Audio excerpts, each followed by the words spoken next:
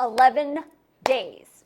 You heard me correctly. 11 working days. That's how much time the House and the Senate have to figure out a deal to avoid a government shutdown at the end of this month. And it's already a massive fight, and it is not looking good.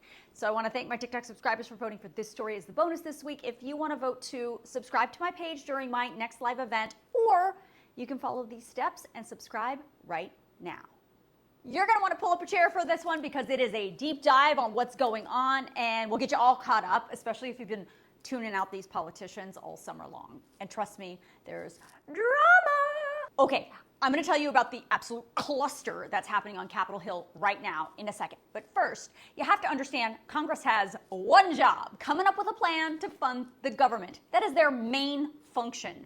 They decide how much money each department and agency gets for their annual budget, and then they get to decide which priorities are going to get funded and which ones will not be funded. This responsibility is not a surprise. The House and the Senate each have to come up with their plans, pass what are called appropriations bills, and then both chambers have to compromise if those appropriation bills are different between the House version and the Senate version. The deadline to pass these bills comes at the exact same time every single year. But every single year, Congress waits till the very last minute to get any of this done, and all of us are left wondering if the government is going to shut down. A shutdown that, by the way, would only hurt us. Congress isn't impacted at all by a government shutdown. They still get paid. Essential federal workers, our military members, usually have to go to work, but they don't get paid. Other federal employees get furloughed. Essential services like air traffic control, border patrol, and Social Security and Medicare benefits continue, but could be slowed down or delayed at times. Non-essential government agencies shut down. So you get the scenario we're dealing with here. Now, the Senate has been working quietly all summer long on their appropriations bills. In fact, they've been coming up with bipartisan compromises on all the spending appropriation bills. Imagine that. And they may even take up some votes on several of those appropriation bills this week. But the House? Totally different story. The far right wing of the Republican Party have been openly telling, basically, anyone who will listen that they are not afraid to shut the government down unless they get what they want. Deeper spending cuts overall, but more spending on the southern border, defunding what they call woke policies at the Pentagon, making policy changes to the Department of Justice, stopping any funding to Ukraine, and opening an impeachment inquiry into President Joe Biden. Does that sound familiar? Because, yeah, the House Speaker did exactly that yesterday. Opened an impeachment inquiry into President Biden. Could that have been a strategic move to appease the demands of some of his far-right colleagues to get them to back off their threats of a government shutdown? Could be, but so far, they're not.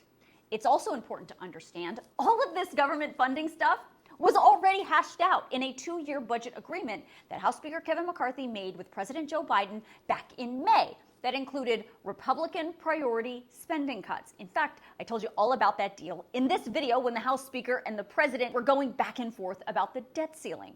Remember that crisis? Well, the House and the Senate voted to pass that deal. And now it seems, because some of these far-right House Republicans didn't get what they want back then, they're pushing for it now and threatening to shut down the government if they don't get what they want. Now, here's the reality. There is absolutely no way, unless there is a miracle, that both the House and the Senate will pass all of their appropriation bills and conference a government spending plan in 11 days. So the working plan from the House Speaker has been to get his conference and the House to pass what's called a continuing resolution. That's a piece of legislation that keeps the government open using the current spending levels for a certain length of time. Reportedly, this CR, if it were to be passed, would last until November. If that can pass, that gives the House and the Senate a few more months to hash out these differences without shutting the government down. But here we go again, because the far-right House Republicans don't like that plan either. They don't want a continuing resolution. Now, keep in mind, the Senate has to agree to whatever the House passes, and the President has to sign off.